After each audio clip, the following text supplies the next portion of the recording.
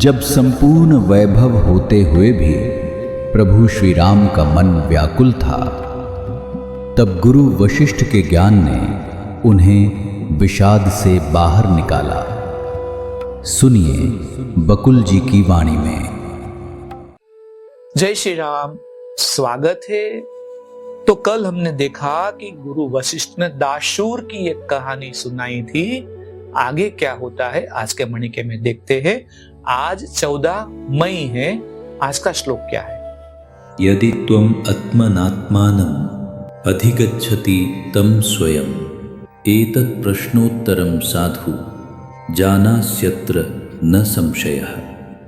अर्थ है, यदि तुम आत्मा को जानना चाहते हो तो अपनी आत्मा के निजी प्रयास के द्वारा ही जान सकते हो। राम ने पूछा, हे महर्षि, परम ब्रह्म में यह असार संसार कैसे स्थित रहता है? क्या सूरज में बर्फ रह सकती है? वशिष्ठ ने कहा, राम, तुम्हारे लिए इस प्रश्न का यह सही अवसर नहीं। अभी तुम इसके उत्तर को हृदयगम नहीं कर सकोगे। प्रेम कथाएं बालक के लिए रुचिकर नहीं होती। पेड़ों में भी फल सही समय पर ही लगते हैं, और इस प्रकार मेरी शिक्षाएं भी सही समय आने पर ही फलवती होगी। तो अभी देखना कि छोटे बच्चों को प्रेम की कहानी सही नहीं है। तो ये समझना है कि आज योग वासिष्ठ रामायण हमारे जीवन में आई है तो हमारा जो लायकात है वो कैसी बन गई होगी गुरु कृपा से। यदि तुम आत्मा को जानना चाहते हो तो अपनी आत्मा के निजी प्रयास से ही, उसके द्वारा ही तुम जान पाओगे। मैंने कर्तापन या अकर्तापन का उल्लेख बद्ध मानसिकता या विचारणा की प्रकृति को स्पष्ट करने के लिए ही किया है। इन विचारों या धारणाओं का बनना ही बंधन है और मुक्ति है। इन विचारों या धारणाओं से मुक्ति सबसे पहले तो सुसंबंध या मैत्री करके इन भौतिक स्थूल वृत्तियों या धारणाओं को त्यागा जा सकता है। पहले मैत्री करना है, बाद में मैत्रीपूर्ण व्यवहार करते हुए भी मैत्री की धारणा को त्यागा जा सकता है। और मैत्री की धारणा को त्यागना है, सभी इच्छाओं का त्याग करो और ब्रह्मांडीय चेतना की प्रकृति यानी कि धारणा का चिंतन करो। है तो यह भी विचारना या विचार के क्षेत्र की ही एक बात, अतः इसे भी समय पाकर छोड़ो।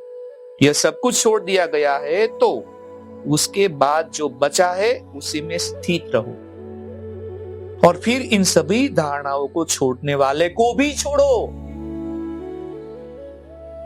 जब अहंभाव की धारणा नष्ट हो जाएगी तब तुम्हारी स्थिति असीम आकाश के समान होगी। इस प्रकार जिसने सब कुछ अपने हृदय से त्याग दिया हो वह निश्चय परम पुरुष है।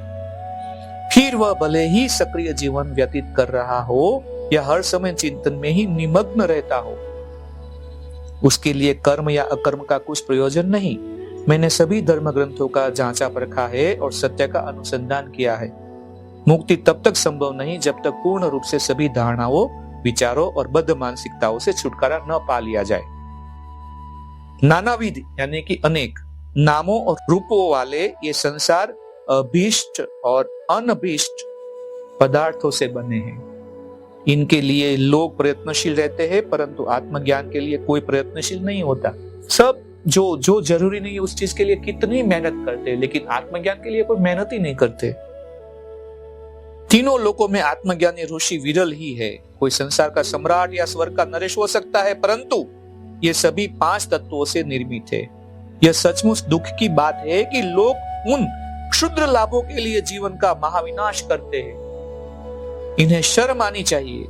इन लोगों को संत महात्माओं की कृपा दृष्टि सुलभ नहीं, क्योंकि वे आत्मज्ञान में स्थित नहीं। गुरु की कृपा होती है तो ही आत्मज्ञान हम सुलभ कर सकते हैं। यह ऐसा परम पद है जिस तक सूर्य या चंद्रमा की भी पहुंच नहीं है। संपूर्ण ब्रह्मांड के सुख और लाभ आत्मज्ञान को सम्मोहित नहीं करते। इसी के साथ आज का मणिका को यहाँ पे विराम करते हैं। कल देखते हैं कल आगे क्या होता है। तब तक के लिए जय श्री राम। इस ज्ञान यात्रा में हमारे साथ बने रहने के लिए चैनल को सब्सक्राइब करें और बेल आइकॉन दबाएं।